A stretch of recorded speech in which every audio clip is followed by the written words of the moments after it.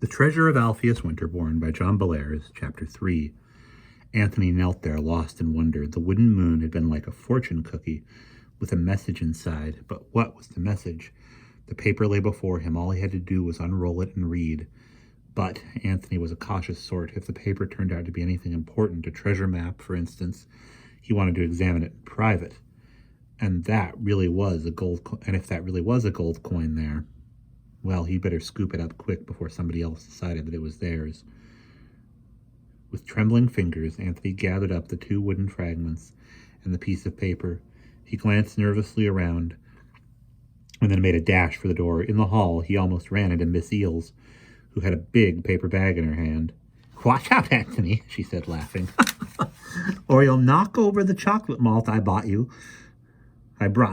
Good grief, what do you have there?" I had an accident," Anthony stammered. "Can we go to your office for a minute?" Miss Eels gave Anthony a wondering look. "Sure, of course. It's snack time anyway. Come on." Anthony followed Miss Eels to her office. As soon as they were inside, he dumped the pieces of the ornament and paper on her desk. Then he rushed to the door, closed it, and turned the key in the lock. Miss Eels watched him in amazement. She glanced at the things on her desk. "Great Godfrey, Anthony, what are you up to? I shouldn't have taught you that Civil War spy code. It's gone to your head." "I'm sorry, Miss Eels. I know it looks dumb, but I found something inside a piece of wood that I knocked off the top of the fireplace." Anthony stopped thinking when he saw Miss Eels was looking at him. Suddenly he was seized by the fear that he had damaged something valuable. Would Miss Eels get mad at him because he had smashed a little wooden moon? It was an accident," Anthony stammered, pointing at the wooden fragments on the desk.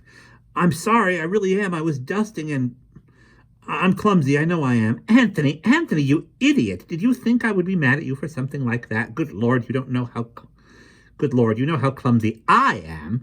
Did you really think I would fire you for such a thing? Now, what's all this?" "I don't know," said Anthony. "The little wooden doojiggy came apart when I knocked it down, and these things were inside it." Miss Eels' eyes opened wide. "Were they now? Well, just sit down and make yourself homely, as my father used to say, and we'll see what's what." Miss Eels sat down behind her desk. Anthony pulled up a chair. He watched with growing excitement and curiosity as she turned over the 2 wooden fragments. She took the piece that had the coin in it, but the coin was wedged tight. Miss Eels reached into her desk drawer and took out a penknife.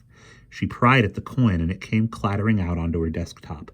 She picked it up and examined it. "What is it?" Anthony asked. "It looks like it's gold." "It is gold. It's a $10 gold piece. Back in the old days, they used gold coins the way we use paper money today. This one's rather worn, but I would imagine it's still worth at least $10 at your local bank." Again, Miss Eels smiled warmly at Anthony. She was thinking, here's a boy whose mother brought him up to be selfish and suspicious. She talks money, money, money to him day and night. You'd think he would have stuffed this coin into his pocket and the instant he saw it. Instead, he brings it to me. Anthony eyed the coin hungrily. "I'll take it and put it in the library fine box if you want me to," he said in a forlorn voice. "Fine box my eye," said Miss Eels, laughing. "Here, Anthony, take it. Finders keepers is what I say. It's yours." Anthony could hardly believe his ears. "Really? Honest to God?" Miss Eels nodded. "Honest to God. I wouldn't try to spend it at the 5 and 10 cent store, but if you take it to the bank, I'm sure they'll cash it for you. If they have any questions about how you got it, tell them to call me." "Gee, thanks," said Anthony, beaming. He stuffed the coin into his pocket. "Now then, what else have we here?" said Miss Eels, as she picked up the little scroll of paper and carefully unrolled it. The paper turned out to be 3 small sheets of onion skin paper all rolled up together. The sheets were covered with square, precise lettering. "What is it?" asked Anthony eagerly. Miss Eels squinted at the writing. Then she opened the middle drawer of her desk and took out a magnifying glass. "Ah, that's better. It seems to be a message from good old Alpheus Winterborn. Want to hear what it says?" "Sure." "Okay, here goes. I, Alpheus Winterborn, swear that the following is a true statement. It is generally thought that I found nothing of any value during my visits to Egypt and the Holy Land. This is not true. On one trip, under highly unusual circumstances, I discovered an object of great antiquity, an object that was at one time very sacred to one of the ancient peoples of the earth. It is an object that was thought to have perished utterly without a trace. I returned to America with part of that object, a part that I dare say is quite valuable, worth many thousands of dollars.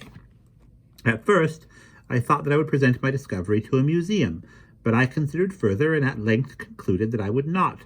The world had rejected my efforts in the field of archaeology. Well, I reject the world, and I challenge it to match wits with me. I have hidden the object I found, but I have left clues that when read properly will lead to its discovery.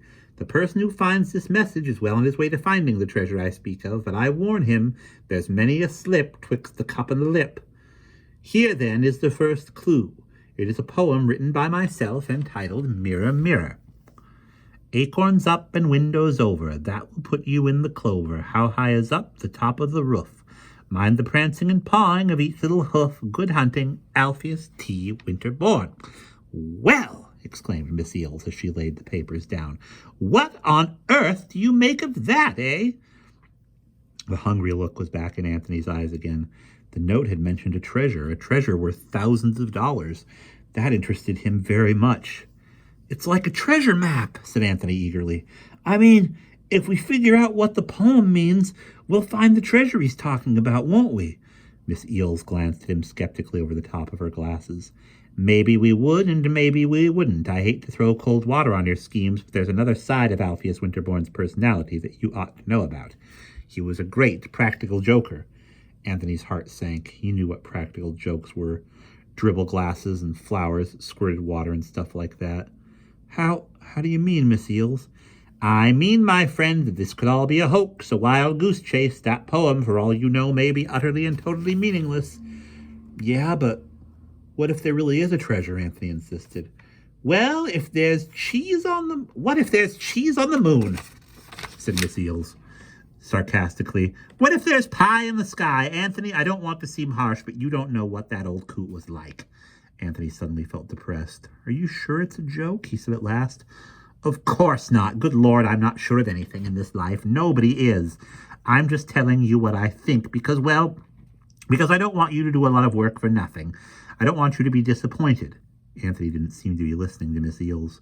He was staring at the little bundle of papers that lay under her hand. Could I have the message? He asked hesitantly.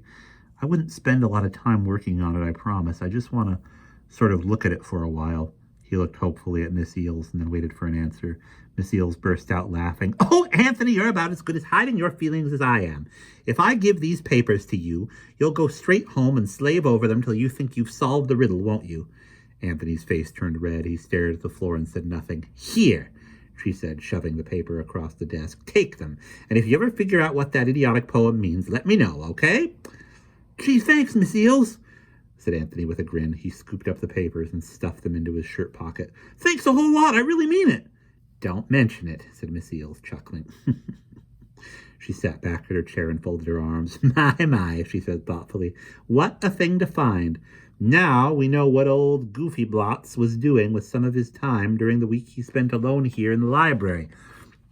He was whittling a hole in that silly moon thing so we could hide his poem and the coin. Speaking of which, she said, glancing hastily at her watch, if you want to get that gold piece changed today, you'd better hurry. It's 2:45 and the bank closes at 3.